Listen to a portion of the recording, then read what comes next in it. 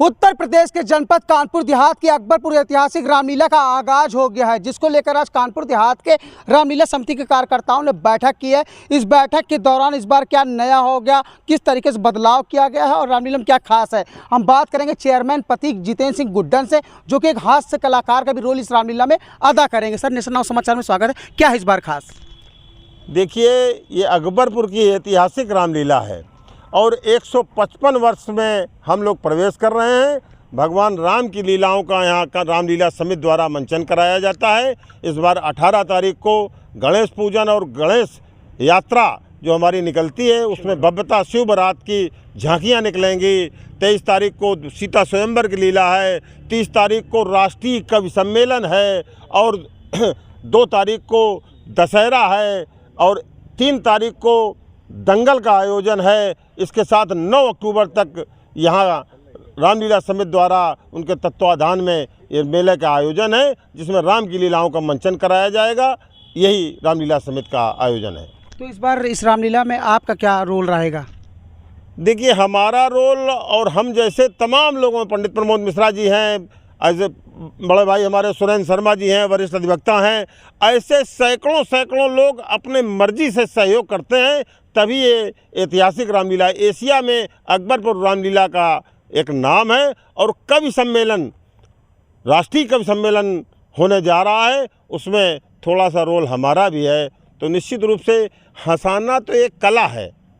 जब व्यक्ति हंसता है तो निश्चित रूप से कुछ जो थकान होती है वो भी दूर हो जाती है। तो हम लोग असत्य पर सत्य की विजय का पावन पर्व दशहरा, ये हिंदुओं का एक त्यौहार है, इसको एक संदेश देने का काम रामलीला समिति के तत्वाधान में किया जा रहा है। सबसे बुजुर्ग व्यक्ति हमारे साथ में, उनसे बात करें। सर, बताया जाता है कि उत्तर प्रदेश के कानपुर देहात की सभी राज्यों में पहली ऐसी रामलीला है अकबरपुर की, जहां पर रामायण के आधारित ही यहाँ पर रामलीला होती है, पार्ट बाय पार्ट। इसका उद्देश्य क्या है और क्या मतलब कहाँ होती है?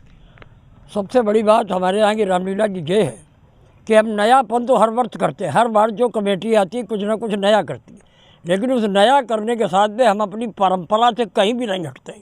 जो प्राचीन परंपरा से हमारी लीला चली आ रही, हम उसका निर्वाह करते हैं।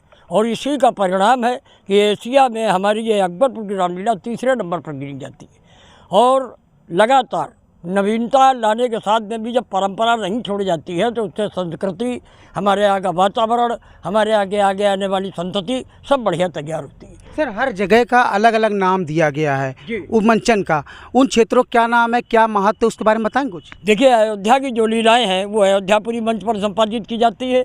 और जनकपुरी, जैसे सीता स्वयंवर है, पुष्प वाटिका, ये लीलाएँ जनकपुरी से संबंधित है। तो हमारे यहाँ जनकपुरी मैदान अलग है, वो आप देख ही रहे हैं, भव्य है।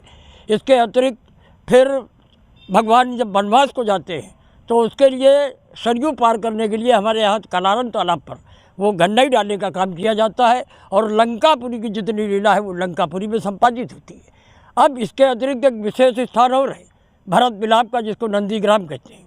उस नंदीग्राम के स्थान में बाज़ार में हमारे यहाँ सुभाष चबूतरा है, जो बिल्कुल मुख्य बाज़ार में है। और वहाँ पूरे बाज़ार के लोग मिल करके उसको भव्य सजावट करते हैं और भरत मिलाप की लीला का संपन्न कराते हैं। और हमारे यहाँ पूरे नगर का जो वातावरण एक ऐसा प्रभावित हो जाता है, लगता है कि नहीं, हिंदुत्व की और संस्कृति और सनातन की पूरी शक्ति विद्यमान है। हम सब लोग एकजुट होकर के अपनी परंपराओं के साथ नई युग को भी नई दिशा देने का काम करते हैं।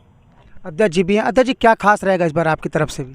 अब तक खास रहेगा, अब तक लाइटों में, सजावट में और डेकोरेशन में बहुत खास रहेगा। भगवान नगर भ्रमण और नगर भ्रमण में जो 18 तारीख को हमारी शिव बारात है, इसमें भव्य झांकियाँ रहेंगी।